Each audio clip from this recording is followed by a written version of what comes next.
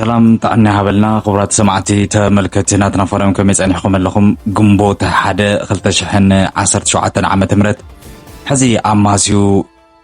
مجلس حوحات وصيرلو بسبر زينا زوص مجلس حوحات دحر حيدت معالتታት بورد مرص ኢትዮጵያ ንሕወሓት ካብ ሕጋዊ ሰውነት ከም ዝሰርዝ ምፍላጡ ሲዕቡ ናይ መወዳእታ ዝበሎ መግለፂ ንጹር ዝበሎ መትከላዊ መግለፂ ብዝብል ዝወፀ በዓል 3 ገጽ ህዝባዊ ወያነ ሓርነት ትግራይ ከም ዝስዕብ ክነስማዓኩም ኢና ዝርዝር ኩነታት እውን ኣመላኺተሉ ሕወሓት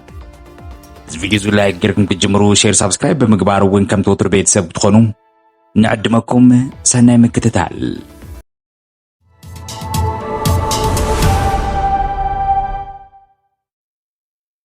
መትከላዊ መርገጺ ህዝባዊ ወያነ ሓርነት ትግራይ ንጽሪው ብዝብል ዝወፀ መግለጺ ኣብ መወዳእታ ጥቅምቲ መጨረሻ 2013 ዓም ትምረት ብዝነበሩ መዓልትታት ኣብ ልዕሊ ህዝቢ ትግራይ ዝተኣወጀ ዝተኻየደ ጀኖሳይዳዊ ኩናት ንምምካት ኢሉ ሕወሓት ህዝቢ ኣተሓባቢሩ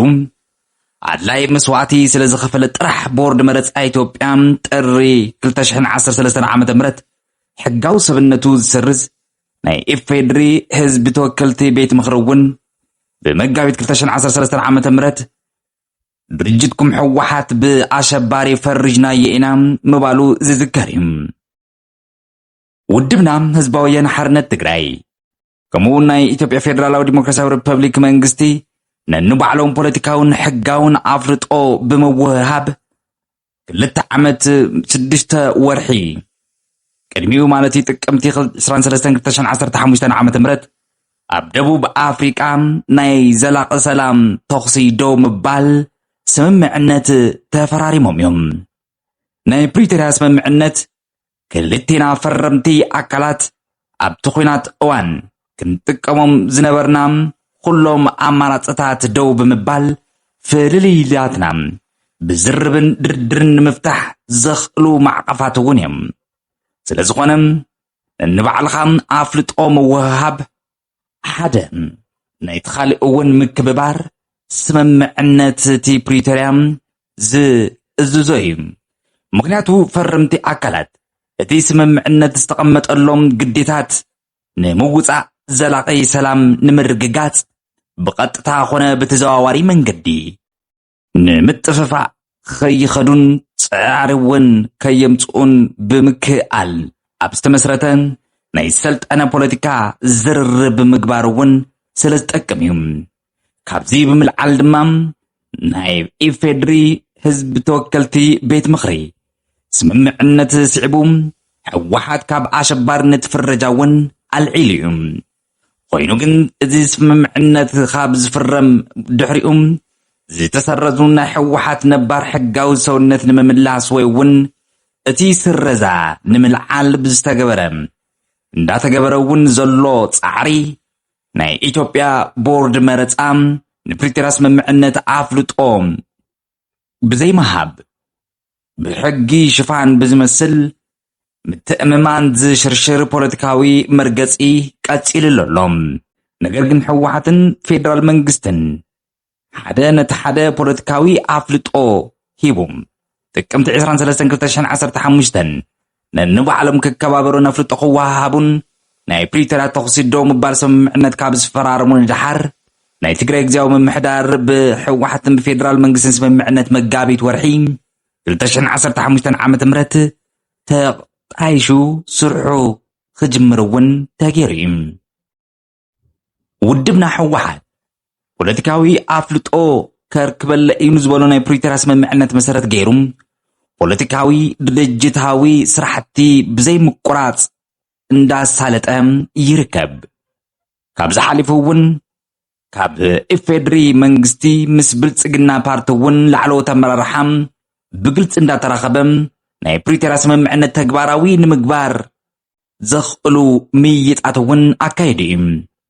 ውድብና ሕወሓት ናይ ፕሪቶሪያ ስምምዕነት ንኽፍርም ሰናይ ኣስተዋጽኦ ካብ ዝገበሩ ዓለም ለኸ ኣህጉር ለኸን ኣከባቢያዊ ድርጅታት ትካላት ሓዊሱ መቐመጢኦም ኣብ ኣዲስ አበባ ካብ ዝገበሩ ዝተፈላለዩ ሃገራት ኣምባሳደራት በቐጥታ እንዳተራኸበ እውን እንዳተመያየጠ ይርከብ نفرق خفل زمن عدمة زعقصرهم ودبنا حوحات ناي بريتراس ممعنة مسارات جيروم حقاوي أفلطو سيرتيفيكيتو خملسلو بزحات سعرتات جيريم زون ناي قرمي ኢትዮጵያ ብሔራዊ ቦርድ መረጻም ሰብሳቢ ዝነበሩ ወይዘሪት ብርቱካን ሚደቅሳም በደብዳቤ ሓቲቶም ኮይኑ ግን ሕቶና ንምምላስ ዝኽእል ሕግ የለን ብዝብል ምላሽ ኣብቲ እዋን ንሱ ንውድብና መልሲ ተዋሂብዎ እዩ እዚ ስዒቡ ድማ ብ2016 ዓመተ ምህረት ውድብና ሕወሓት ናይ ፖለቲካ ድርጅትና ከም ሓድሽ ንምምዝጋብ ዝኽእል ኣዋጅ ብኢፌድሪ ተወከልቲ ጸዲቁ ተግባራዊ ከም ዝኾነውን ተገይሩም ይኹን ደኣምበር እዚ ኣዋጅ እዚ ከም ብሓድሽ ብዛዕባ ንዝምዝገቡ ናይ ፖለቲካ ውድባት እምበር ንዝተሰረዙ ምምላስ ዝድንግግ ብዘይምዃኑ ውድብና ሕወሓት ሕትኡ ምምላስ ብዘኽእል መንገዱ ኣብቲ ሻብ እዋን ከምዘይ ይቕበለውን ብግልፂ ብዕሊ ምፍላጥና እዚ ዝከር እዩ ኮይኑ ግን ብዋናነት ኣብ ልዕሊ ህዝቢ ትግራይ ብዝተኻየደ ጆኖሳይድ ጦርነት ምኽንያት ጉባኤ ከይካየደ ን6 ዓመት ዘለቐ ውድብ ሕወሓት ብውሽጢ ሕገ ደንቡ መሰረት ካብዝን ላዕሊ ክስጉም ስለዘይኽእል ጉባኤ ምክያድ ግድን ስለዝኾነ መበል 14 መደበኛ ጉባኤኡ ሓምለ 2016 ዓመተ ምህረት ንምክያድ ምድልዋቱ ቀፂሉ እዩ ይኹን ደኣምበር ኣብቲ ሻብ እዋን መበል 14 ሕወሓት መደበኛ ጉባኤ ምክያድ ናብ ጦርነት ዘእትዩ ዝብሉ ወረ ቤላቤሎታት ወረታት እውን ይሰራጩ ስለ ዝነበሩ እዚ ጉዳይ እዚ ብምምልካት እውን ምስ ቀዳማይ ሚኒስትር ኢፌድሪ አብይ አሕመድን ዝምልከቶም ሓላፍቲ ድርጅታት ሕወሓት እውን ዝተፈላለዩ ምይይጣት ኣካይዱ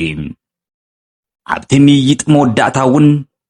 እቲ ነባር ሕጋዊ ኣፍልጦ ሰርቲፊኬት ክምለሰልኩም ድሕር ደሊኹም ዳግማይ ሕቶ ቅርቡ ተተቅርቡ ይሓይሽ ካብኡ ድማ መበል 14 መደበኛ ጉባኤኹም ክትሳልጡ ትኽእሉ ኢኹም ዝብል መልሲ ነይሩም እዚ መሰረት ጌርና ድማ ውድብና ሕወሓት ዳግም ሕቶ ቅረበት ሓምለ ወርሒ 2016 ዓመተ ምህረት ኣብ መወዳእታ ዝካየድ ተሓቂኑ ዝነበረ ጉባኤ ንክልተ ሰሙናት ክድፋእ እውን ተገዲዱ እዩ ነገር ግን እዚ ኩሉ ተጸቢና ዝተኣተወልና ቃል ተዓፂፉ ዝረኸብናዮ ምላሽ ካብቲ ቅድሚ ሕጂ ብዝተፈለየ መልክዑ ውድብና ሕወሓት ከም ሓድሽ ይመዝገብ ዝብል ውሳነ ነይሩ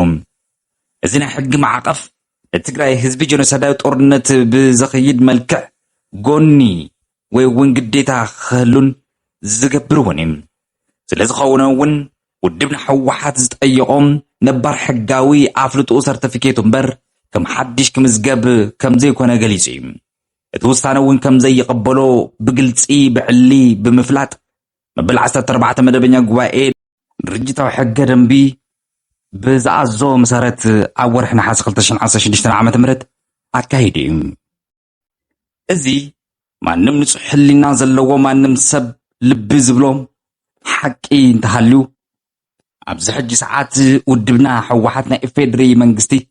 ብቐጥታ ዘራኽቦም ሕጋዊ ሰነድ ፕሪቶሪያ ስምምዕነት እዩ ስለዝኾነ ድማ ውድብና ሕወሓት እቲ ነባር ሕጋዊ ኣፍልጦ ሰርቲፊኬት ናይ ምምላስ ጉዳይ ብዋናነት ናይ ፖለቲካ ውሳነ እዩ ዝኽልክል ሕጊ ብዘይብሉ ሓድሽ ናይ ፖለቲካ ፓርቲ ይመዝገብ ሕጊ ሽፋን ብምግባር እውን ዝጥቀም ዘሎ ጀዋጀዌ መጫወቲ ጸገም ካብ ምውስሳብ ዘለለ ምንም ዓይነት ፋይዳ ይብሉን እዚ ዝተሰረዘ ሕጋዊ ኣፍልጦ ምምላስ ዝኽእል ናይ ሕጊ ምምሕያሻት ሕወሓት ሓሳብ ከየቅርብ እውን ወይ እውን ክቅርብ ተሓቲቱ ዘቀረቦ ረቂቅ ሓሳብ ተግባራዊ ክኸውን እውን ኣይከኣለን ስለዚ ናይ ኢፌድሪ መንግስቲ ቦርድ መረጻም ናይ ምዝገባ ሕግን ጥላ መኸታ ብዝብል እውን ገይሩም ዘድሎ ናይ ፖለቲካዊ ጨዋታ ገዲፉ ቅንዕና ብዝተመልኦ ነባር ሕጋዊ ኣፍልጦ ሰርቲፊኬት ውድብና ሕወሓት ሂቡ ናይ ፕሪቶሪያ ስምምዕነት ናብ ድሕሪት ንኸይመልስ ኩላና ንሓትት ብጠቕላላ ናይ ኢፌድሪ ቦርድ መረጻም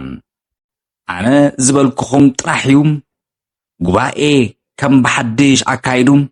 ተዘይ ኮይኑ ድማ ክስርዘኩም ዝብል መፈራርሒ ተደጋጋሚ መግለጽታት ንማንም ኣይጠቅምን ንኹሉ ግልጽ ክኾን ዘለዎ ጉዳይ ጉዳይ ሕወሓት ብቦርድ መረፃን ሕግን ስርዓትን ተኸቲሉ ዝንቀሳቐስ ግዴትኡ ከም ዝኾነ ይፈልጥ ይኣምን እውን ኮይኑ ግን ውድብና ሕወሓት ገና ዝስረዝ ዘይኮነስ ካብ ጥሪ ወርሒ 2013 ዓመተ ምህረት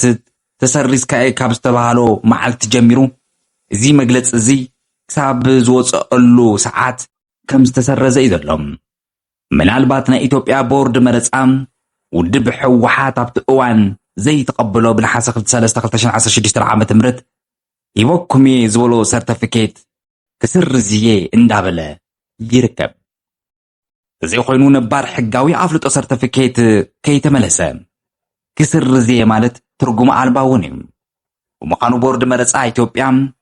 ከም ማሕዳድረና ዝኽእል ብዝሓተትናዮ መሰልና እውን ብዝኾነ ኣፍልጦና ክህበልና ከሎ እዩ ብሓፂሩ ውድብና ሕወሓት ኣፍልጦ ነፂጉም ነባር ሕጋዊ ኣፍልጦ ሰርተፊኬትና ንዘይምምላስ ብዋናኝነት ናይ ኢፌድሪ መንግስቲ ክሓስበሉ ይግባእ ከምኡ እውን ናይ ፕሪቶሪያ ስምምዕነት ክሳኻዕ ፃዕሪ እንዳገበረ ዘሎ ዓለም ለኸ ማሕበረሰብ እውን ሕብረት ኣፍሪቃ ኢጋድ እዚ ጉዳይ ብኣንክሮ ክምልከቶም